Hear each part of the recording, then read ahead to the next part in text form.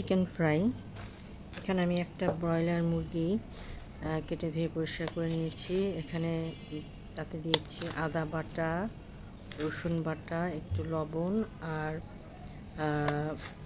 গুঁড়ামরিচ এবং একটু সাদা গোলমরিচ দিয়ে ভালো করে এটাকে মাখিয়ে নিয়েছি। মশলাটা একদম প্রত্যেকটা মাংসের গায়ে গায়ে যাতে ভালোভাবে লেগে যায় এবং মিশে যায়, সেইভাবে উল্টে পাল্টে একদম সুন্দর মতো মাখিয়ে নিয়েছি।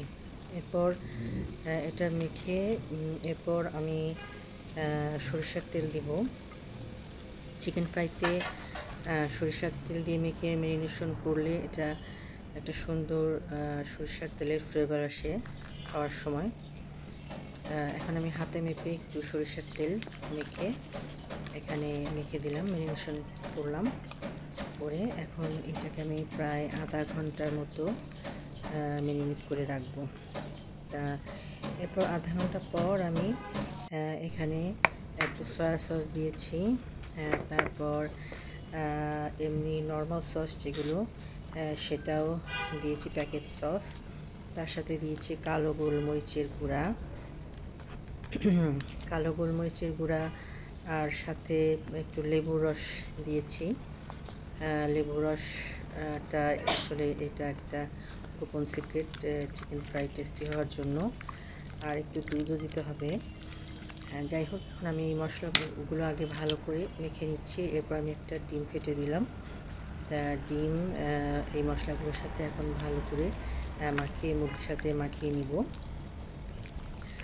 এরপর এখানে আসলে কর্নফ্লাওয়ার দিতে হবে। পুরোটাই আমি কর্নফ্লাওয়ার দিয়ে ভাজবো। এখানে কোনো ময়দা ইউজ করিনি, ময়দা ইউজ করলে আসলে চিকেনটা শক্ত শক্ত হয়ে যায়, এই কারণে কর্নফ্লাওয়ার ইউজ করেছি। তো এখানে বেশ অনেকটাই কর্নফ্লাওয়ার দিয়েছি, পরিমাণে বেশি করে। কর্নফ্লাওয়ার দেওয়ার পর দেখা যাচ্ছে যে এটা একটু মেখে নিতে অসুবিধা হচ্ছে। পরে আমি এখানে একটু লিকুইড দুধ দিয়ে নিয়েছি। লিকুইড দুধটা দেওয়ার পর কর্নফ্লাওয়ারটা এখন সুন্দর মতো মাংসের সাথে একদম মেখে যাচ্ছে, মাখিয়ে নিতে পারলাম। এখন সুন্দর মতো অনেক টাইমে এটাকে ভালো করে আমি মাখিয়ে নিয়েছি। লবণটা আমি একদম প্রথমে ম্যারিনেশনের সময় একদম পরিমাণ মতো দিয়েছিলাম, পরে আর কোনো লবণ ইউজ করতে হয় নাই। এখন ভালো করে মাংসটা মেখে নিয়েছি। এখন এই মাংসটা আমি ভাজতে নিয়ে যাব। তো এখানে আমি আরেকটু লেবুর রস দিয়ে দিলাম আর সামান্য একটু চিনি দিয়েছি, চিনি লাগবে। আচ্ছা, এরপর আমি এখন ভালো করে এটা মেখে মাংসটাকে এখন আমি গরম তেলে দিয়ে দিলাম। একে একে দু বোতলে ভাজতে হবে। প্রথমে তেলটা গরম ছিল, তখন আমি দিয়ে এরপর একটু জাল একদম কমিয়ে দিয়েছি, একদম অল্প আঁচে ভাজতে হবে। বেশ অনেকটা সময় নিয়ে অল্প আঁচে ভাজতে হবে।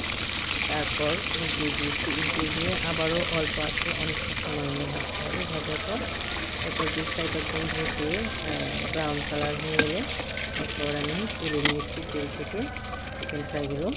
এখানে প্রথম ব্যাচটা দেখা